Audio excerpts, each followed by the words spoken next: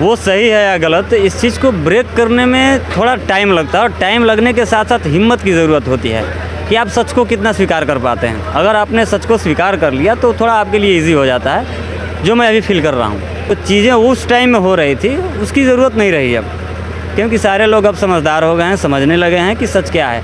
क्योंकि जो मंत्र होते थे या जो कुछ भी होता था, उनका मतलब खुद को नहीं समझ में आ रहा है, वो कहना क्या चाह रहे हैं। तो जो चीज़ें नहीं समझ में आ रही उसको करने का कोई मतलब है नहीं। अगर समझ में भी आए और तर्क संगत नहीं है तो फिर तो उसका फ़ायदा ही नहीं है। तो ये बेटर है उसके बनिस्पत अगर देखा। सिर्फ शपथ पत्र आप पढ़े और शादी समाप्त हुआ, कैसा लगा आपको? बहुत ही बढ़िया लग रहा है और पहली बार लगा कि हम जो चाहते हैं वो हुआ हमारे साथ और हमें इस चीज़ से बहुत खुशी है। ऐसा क्यों लगा कि हम जो चाहते हैं वो हुआ? क्योंकि क्या है कि समाज में जो कुरीति, न्याय पर आधारित सामाजिक शैक्षणिक आर्थिक सांस्कृतिक एवं राजनीतिक विकास के लिए रूढ़िवाद अंधविश्वास गलत परंपराओं से अचानक कोई व्यक्ति आकर के कोई कहता है कि वर या वधू गूंगा बह रहा है और गूंगी बह रही है, आसपास के जो लोग हैं नाते रिश्तेदार हैं वो भी गूंगी बह रही है, क्या बुरा नहीं कह रहा है? बुरा नहीं कह रहा आप? और सब सीधा कीजिए, और सब सीधा कीजिए। आप लोग ताली बजा दीजिए, ताली ताली बजाइए, क्योंकि इसी किताब में हमारा सब हक और अधिकार लिखा हुआ है। हमारा धार्मिक है और पाखंडवाद को कैसे हम लोग जो ब्राह्मण जो यहाँ करके आता है और उल्टा सीधा ठग कर ले जाता है, हम लोग का मूर्ख बनाए हुए है, 300 मूर्ख बनाए हुए हैं। अब हम लोग जाने तो अब अपना कार्यक्रम शुरू कर दिए हैं, अब प्रयास भी करते हैं ये हमारे समाज के लोग और हमारा साथी संगी जहाँ तक होता है हम लोग प्रयास करते हैं जो होनी चाहिए। कहाँ से मिला? जानते जानते मिल गया, जानते जानते मिल गया, ये तो दबावल था, दबा हुआ था। हाँ, तो अब बाहर आ गया है। जय भीम, नमो बुद्धाय, जय मूल्यवासी। मैं इंद्रजीत और आप देख रहे हैं शीर्षन्या न्यूज़। साथ ही मैं बताना चाहूँगा, अभी आप देख सकते हैं कैमरा में नज़र आ रहा है, भारतीय मूल्य सांस्कृतिक मंच के तत्वाधान में बौद्धिक विवाह समारोह जो जितेंद्र कुमार संघ मनीषा कुमारी जी का आज यहाँ पे बौद्धिक विवाह समारोह संपन्न हुआ है और साथ में दुल्हा दुल्हन दोनों साथ में है, जो वर वधू है। और इनसे हम जानेंगे कि आखिर में लगातार जो सदियों से चला आ रहा है कुरीति कह सकते हैं, जो कहीं ना कहीं उसमें भर रात जब करते थे कार्यक्रम तब जाकर के सुबह में शादी होता था समाप्त, लेकिन आज जो देखने को मिला मात्र आधा घंटा से पौन घंटे में शादी समाप्त हुआ है। और शादी समाप्त हुआ है बिना मंत्र का शादी समाप्त हुआ है, जिसमें कोई ब्राह्मण नहीं आया, कोई मंत्र उच्चारण नहीं हुआ। सिर्फ एक गांव के ही पास के जो अभी वीडियो में आपको मिल जाएगा, भारतीय मूल निवासी सांस्कृतिक मंच के CSC मेंबर रवि कुमार यादव जी के द्वारा शादी को संपन्न कराया गया है। अभी हम जानेंगे, वर से जानेंगे कि आखिर में इस तरह की शादी हुआ है तो इनको कैसा लगा, क्या कहना चाहेंगे इस पर, उनसे हम जानेंगे। सर, मेरे चैनल में स्वागत है आपका। धन्यवाद आपका। हम आपसे जानना चाहेंगे कि आखिर में जो शादी इस तरह की हुआ, कहीं ना कहीं आप जो देख रहे होंगे पहले से कि शादी जो होता है वो ब्राह्मण आता है, मंत्र पढ़ता है और लगातार लगभग रात भर कार्यक्रम चलता है, तब जाकर के शादी समाप्त होता है। लेकिन आज जो आप देखें कि आपका शादी हुआ, सिर्फ शपथ पत्र आप पढ़े और शादी समाप्त हुआ, कैसा लगा आपको? बहुत ही बढ़िया लग रहा है और पहली बार लगा कि हम जो चाहते हैं वो हुआ हमारे साथ और हमें इस चीज़ से बहुत खुशी है। ऐसा क्यों लगा कि हम जो चाहते हैं वो हुआ? क्योंकि क्या है कि समाज में जो कुरीति है या जो भी ट्रेडिशन एंड कल्चर अभी तक चला आ रहा है वो सही है या गलत, इस चीज़ को ब्रेक करने में थोड़ा टाइम लगता है और टाइम लगने के साथ साथ हिम्मत की ज़रूरत होती है कि आप सच को कितना स्वीकार कर पाते हैं। अगर आपने सच को स्वीकार कर लिया तो थोड़ा आपके लिए ईजी हो जाता है, जो मैं अभी फील कर रहा हूँ। आखिर में हम आपसे जानना चाहेंगे कि ऐसा क्यों, जो उस व्यवस्था में क्या ऐसी कमी थी जो उस व्यवस्था को जो सदियों से चले आ रहा था, उस व्यवस्था को छोड़ करके आप इस व्यवस्था में आए? बात अगर छोड़ने की नहीं है उस व्यवस्था को, कुछ चीज़ें हैं कि जो स्थान विशेष जियोग्राफिक दौर में अगर देखा जाए तो उसके हिसाब से कल्चर और ट्रेडिशन बदलते रहते हैं। और बात जहाँ तक रही मंत्रों की और वेदों की, या फिर हम जिस हिसाब से पंडितों के भरोसे अपनी शादी को करते थे, अब बाद में वो चीज़ें समझ में आती है कि जो चीज़ें उस टाइम में हो रही थी उसकी ज़रूरत नहीं रही अब, क्योंकि सारे लोग अब समझदार हो गए हैं, समझने लगे हैं कि सच क्या है। क्योंकि जो मंत्र होते थे या जो कुछ भी होता था उनका मतलब खुद को नहीं समझ में आ रहा है, वो कहना क्या चाह रहे हैं। तो जो चीज़ें नहीं समझ में आ रही उसको करने का कोई मतलब है नहीं। अगर समझ में भी आए और तर्क संगत नहीं है तो फिर तो उसका फ़ायदा ही नहीं है। तो ये बेटर है, उसके बनिस्पत अगर देखा जाए तो ये बेटर है। हाँ, बहुत बहुत धन्यवाद। कहीं ना कहीं बिल्कुल सही बात बोले हैं। मंत्र जो होता है वो शादी में जो बोला जाता है बिल्कुल समझ में नहीं आता है, फिर भी स्वीकार करते हैं लोग। बिल्कुल सही बात बोले हैं कि शादी में मंत्रों की कोई ज़रूरत नहीं है, फिर भी लोग उस पर आँख मूंद करके विश्वास करते हैं। कि अभी जो कहीं ना कहीं बर का जो है कि विचार था, वधू का विचार हम जानेंगे कि इस पर क्या कहना है इनका। मेरे चैनल में स्वागत है आपका। हम आपसे जानना चाहेंगे कि इस तरह की जो शादी हुआ, अभी तक आपने बहुत सारे महिला की जो शादी लड़की की हुई होगी आपके गांव में आसपास में, देखे होंगे कि भर रात शादी चलता है। उसमें कहीं ना कहीं ब्राह्मण जब आते हैं तब जाकर के वो शादी समाप्त होता है। आपको ऐसे ही एक गांव के शायद रवि कुमार यादव जी को पहचानते भी होंगे, कभी आए होंगे, वो शादी समाप्त करा के कैसा लगता है? अच्छा लगा। अच्छा, तो कुछ मन में भावना नहीं है कि शादी उस तरह की नहीं हुआ तो कुछ गलत हुआ? नहीं, कुछ गलत नहीं हुआ है, बट फर्स्ट टाइम है तो थोड़ा एक्सेप्ट करने में प्रॉब्लम है मेरे साथ। क्यों, ऐसा क्यों? क्योंकि अभी तक जो भी मैंने देखा तो अभी हिंदू रीति रिवाज से, और अभी फर्स्ट टाइम हो रहा है तो शायद मुझे एक्सेप्ट करने में थोड़ा प्रॉब्लम होगा, और धीरे धीरे हो जाएगा। धीरे धीरे हो जाएगा। तो क्या मतलब ये बौद्ध रीति से जो शादी हुआ इसमें आपको प्रॉब्लम है? कुछ प्रॉब्लम नहीं है, बट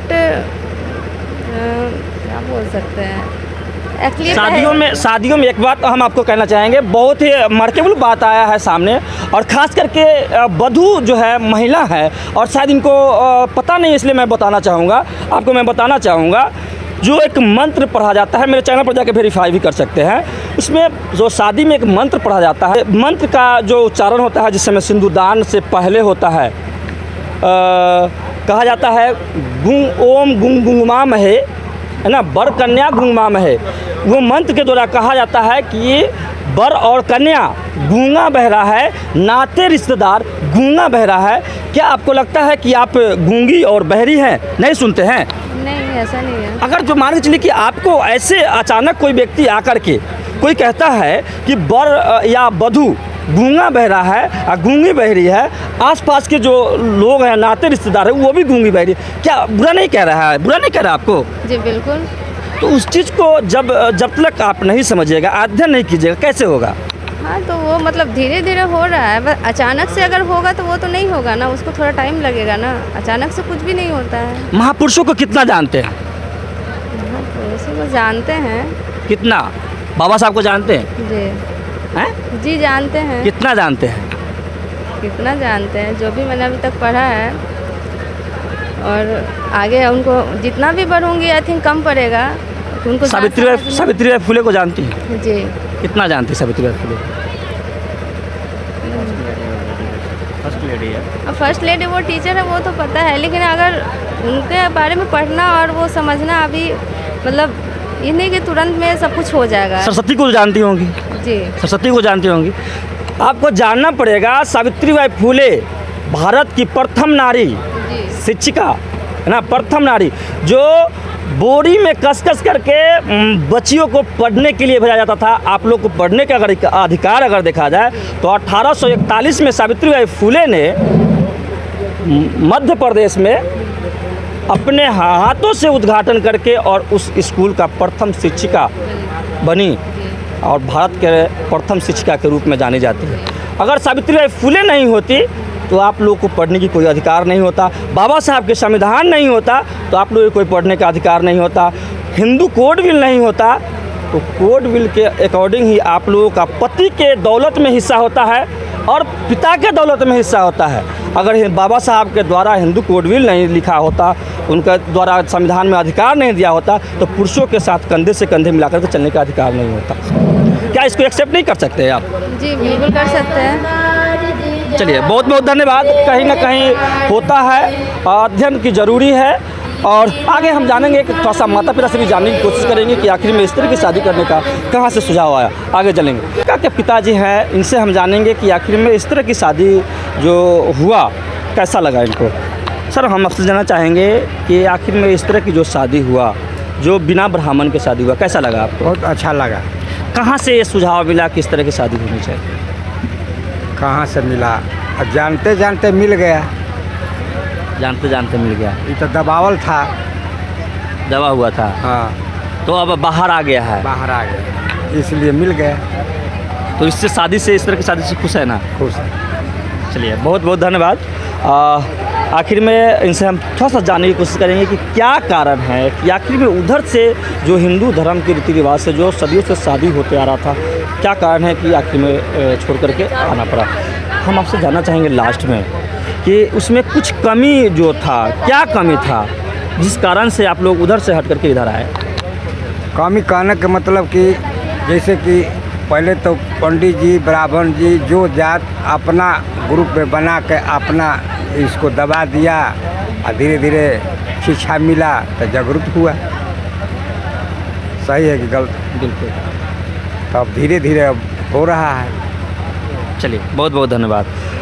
अभी लड़की के पिता हैं, इनसे भी हम जानेंगे कि आखिर में इतने बड़ी वैभव प्रोग्राम करने का जो काम किए हैं और बिना ब्राह्मण के, बिना किसी तरह की गोबर गणेश को पूजा किए हुए और सिर्फ फूलों से हुआ है, कोई चावल नहीं, कोई कुछ अलग का आडंबर नहीं, और सिंपल शपथ पत्र पढ़ करके और शादी हुआ। और इनके द्वारा जो आपको वीडियो मिल जाएगा देखने को कि बेटी और दामाद को संविधान दे करके और सम्मानित करने के भी काम किए हैं। सर, मेरे चैनल में स्वागत है आपका। जी, स्वागत है आपका विंद्र जी। हम आपसे सर जानना चाहेंगे कि आखिर में इस तरह की जो शादी आप तैयारी किए, जो बिना ब्राह्मण के शादी का तैयारी किए, ये सुझाव आपको कहाँ से मिला और कितना दिन पहले मिला?